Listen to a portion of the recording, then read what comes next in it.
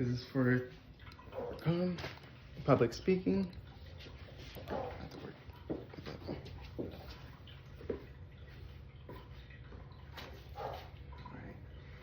Thank you for everyone for taking the time for coming out today to come listen to my speech.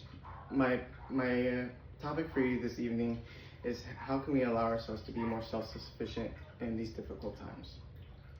It's not so difficult to see that the prices for things are steadily rising throughout the year as time goes on. If you were to take a walk on the street today, you'd see fruit hanging off of people's trees in their yards, in their backyards, already falling on the ground, or some people already ready to give you the fruit. And one can usually overcome the expenses throughout the month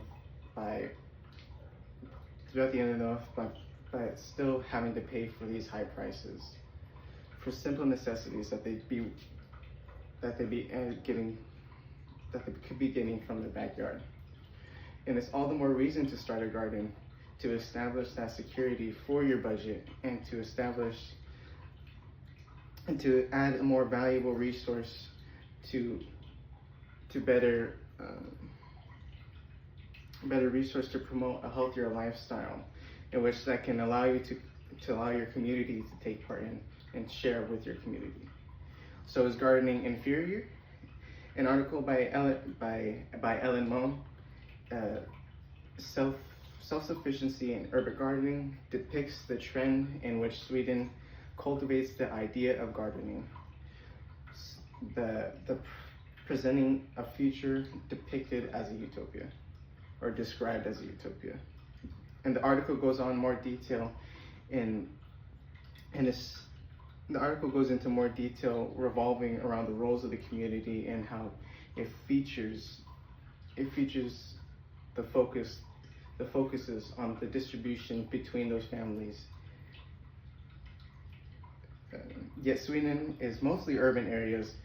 It is slowly declining in its social and economical status and standards, and it is almost described as inferior.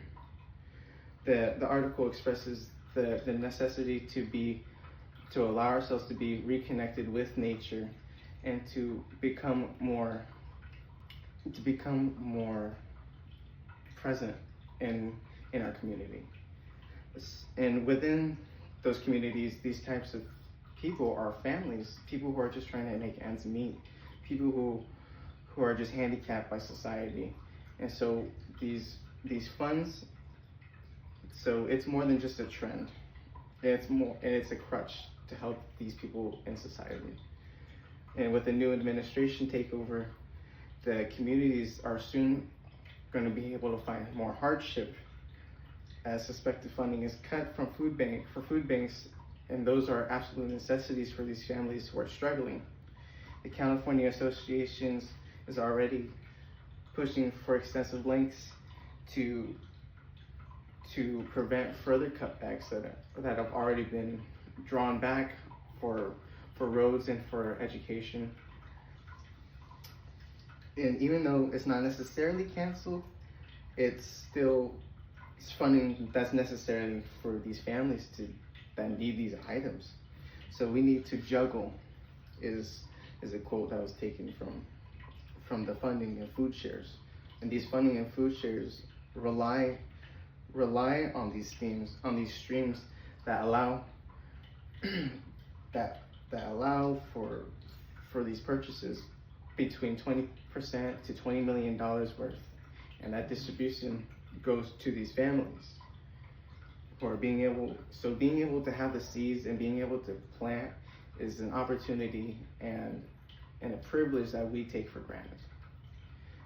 And so the path to growth is difficult and it's long, and it's a long process, but it should be fostered all the same. To help one another is to grow in the community and to promote that peace. And with gardening, is sharing the fruits and labors of others is a key feature that is produced by gardening. And it's shown in another article piece a gardening program for the socially vulnerable, that through the effects of gardening therapy is seen that children with mental disabilities are able to experience new characteristics that are usually difficult to overcome in their lifetime, and almost upgrade their lifestyle. Then the use of gardening within this therapy for children allows them to show complete contrast to their behavior, which they hadn't shown beforehand. And through this participants' experience, they hadn't had a sense of achievement and sympathize with others, and were able to lift their perceptions and participation in society. And through and for better aspects to the quality of life, and the quality of life in its cultivation, we look to our more astute elders who had their fair share of experience and their knowledge that is just as valuable. An article emphasizes the gardening lifetime tool, that gardening is a lifetime tool that we have access to. And through a questionnaire, a life satisfaction inventory about received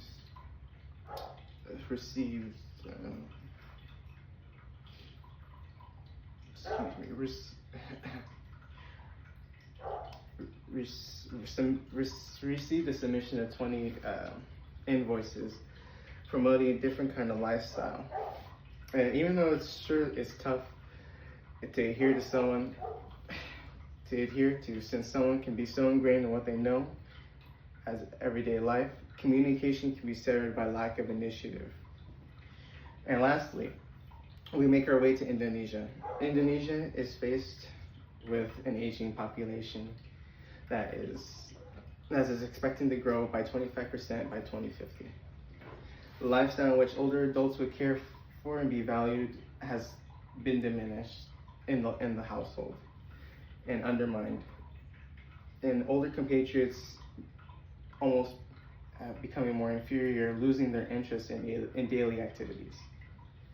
And in Indonesia, according to the World Health Organization, those over the age of 50 present experiences with mental disorders and derived from stress and anxiety, furthering their depression and disturbing their sleep.